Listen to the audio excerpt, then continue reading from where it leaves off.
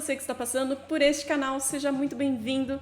E hoje é dia de resenha, hoje eu vou falar um pouquinho sobre a minha experiência lendo este livro aqui, O Lobisomem da Vila Mariana, um livro muito legal. E se você quiser me acompanhar, já aproveita, deixa o seu like, se inscreve aqui no canal se ainda não for inscrito e vamos falar de livro. Hoje é dia de falar então de livro nacional atual, de um gênero que eu amo, que é suspense, mistério e terror, faz parte aqui do nicho deste canal. Então, O Lobisomem da Vila Mariana, do autor Francisco Scatolin.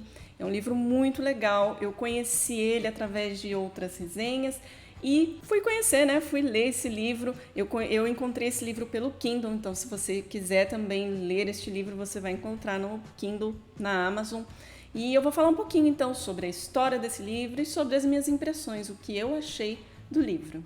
Eu tenho procurado conhecer um pouco mais de livros nacionais atuais, desse gênero que eu gosto tanto, né, que é de suspense, mistério e terror, e tenho tido gratas surpresas. No final do ano passado eu li O Galinheiro, que eu já falei um pouquinho aqui no canal desse livro, e agora eu fiquei sabendo desse livro aqui, que eu li pelo Kindle, mas vou deixar a imagem aqui para vocês verem, fica melhor, que é O Lobisomem da Vila Mariana, do autor Francisco Scatolin.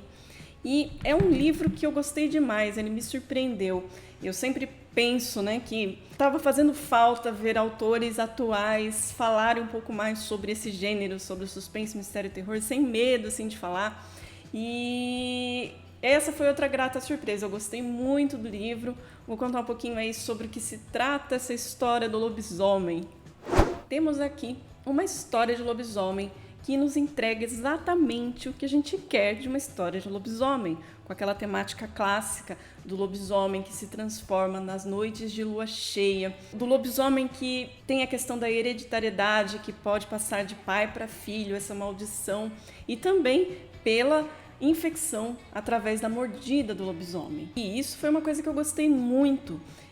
Eu penso assim que histórias de lobisomem, assim como histórias de vampiro, esses tipos de personagens, eles já têm a sua temática clássica, vamos dizer assim. Então, por exemplo, o vampiro tem a questão de morder o pescoço para transformar a pessoa em outro vampiro e assim por diante. Assim como o lobisomem, como eu já falei, se transformar nas noites de lua cheia, entre outros detalhes.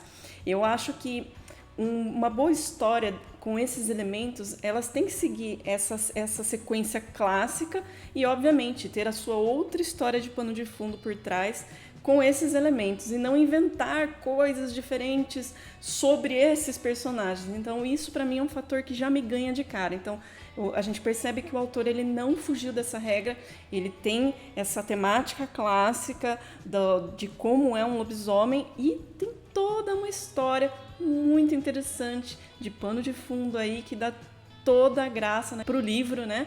E eu gostei muito por conta disso. Outro fator que eu gostei demais nessa história é que é um livro que aborda também personagens que são crianças. Eu adoro livros que tenham crianças na história.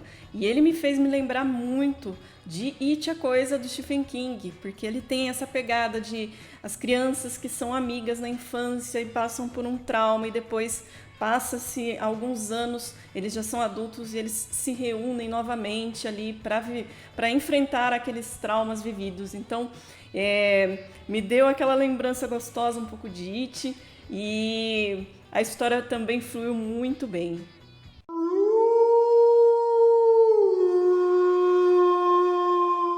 E a história se passa numa cidade pequena chamada Piedade, mais precisamente num sítio chamado São João, onde 5 amigos estão formando um clube que eles chamam de Grêmio Valente. Então nós temos aí os personagens, os amigos, o Max, o Léo, o Rica, o Rafinha e o Carleto. Então eles se reúnem numa noite, vão até o sítio que pertence a um dos garotos e vão fazer um ritual ali de inauguração desse grêmio que eles tanto estavam sonhando. E num determinado momento eles escutam um barulho estranho ali, alguns ficam assustados, outros perdem ali um pouco do que eles estão fazendo ali e ficam realmente preocupados com aquele barulho. E de repente um deles, o Carleto, ele é atacado por uma fera enorme que eles não sabem direito o que é. Infelizmente, o Carleto acaba sofrendo, né? Ele acaba falecendo por conta disso, e isso vira um trauma na vida deles. Obviamente a cidade ficou chocada, mas para essas crianças que eram tão amigas dele, aquilo lá foi um trauma que eles vão carregar para o resto da vida. Passam-se 20 anos dessa história. Cada um desses garotos se tornaram adultos e seguiram as suas vidas. Alguns continuam em Piedade, na cidade de Piedade, outros acabaram indo para a cidade grande, para São Paulo, viver as suas vidas. Cada um tem a sua profissão, alguns obtiveram sucesso na vida, outros não. E no meio dessa história também entra a personagem Fernanda, que ela também era da classe desses garotos quando criança, inclusive ela era apaixonada pelo Carleto na época, mas não fazia parte do Grêmio Valente. Mas ela acaba reencontrando esses rapazes, né? E acaba se unindo a eles aí nessa jornada da história. E é bem nessa fase da história que a Fera está de volta. Então esses ex-amigos precisam remendar os laços de amizade que eles acabaram perdendo ao longo dos anos para poder enfrentar aquele trauma, enfrentar a Fera, porque eles acham que eles têm um pouco de conhecimento sobre o que aconteceu com o Carleto para que não se repita novamente. Então eles acabam se unindo, cada um com o seu jeito ali vai tentar ajudar para tentar resolver essa questão aí da Fera que está de volta. Só que eles também não contavam, é incluído na história um outro personagem, que é um senhor. Na verdade, ele é descrito como um velho ali, que ele é muito rico, e ele fica sabendo que existe um lobisomem. E ele quer, por toda a lei, ele vai fazer o que ele puder para adquirir essa maldição. Então, ele acaba se tornando uma grande pedra no sapato da vida desses rapazes que estão tentando evitar que tudo aquilo aconteça novamente. E toda essa situação ainda se agrava pelo fato de o lobisomem não estar mais lá em Piedade, lá no sítio São João. Ele está, na verdade, agora na cidade de São Paulo, no bairro de Mariana, né, de Vila Mariana. Então, isso tudo traz para a história uma sensação nova, né? Uma atualidade aí, um lobisomem na cidade de São Paulo hoje em dia, né? Como seria uma situação dessa? Então, eu achei muito legal esse fator de, obviamente, né, estar ali. Eu moro próximo de São Paulo, conheço um pouco de São Paulo, então é muito legal ver esse retrato aí de algumas ruas do bairro ali em si, de São Paulo, com um lobisomem dentro da história. Então, achei muito legal isso também. Eu gostei muito da história, eu gostei muito dos personagens. Você vê que o autor, ele define bem a personalidade de cada um, ele não tem aquela descrição muito detalhada sobre cada um dos personagens, mas o que ele nos passa é mais que suficiente para a gente entender qual é a característica de cada um dos rapazes, por exemplo, até da Fernanda e dos outros personagens, qual é a personalidade de cada um, para saber como cada um vai agir em determinada situação ali da história.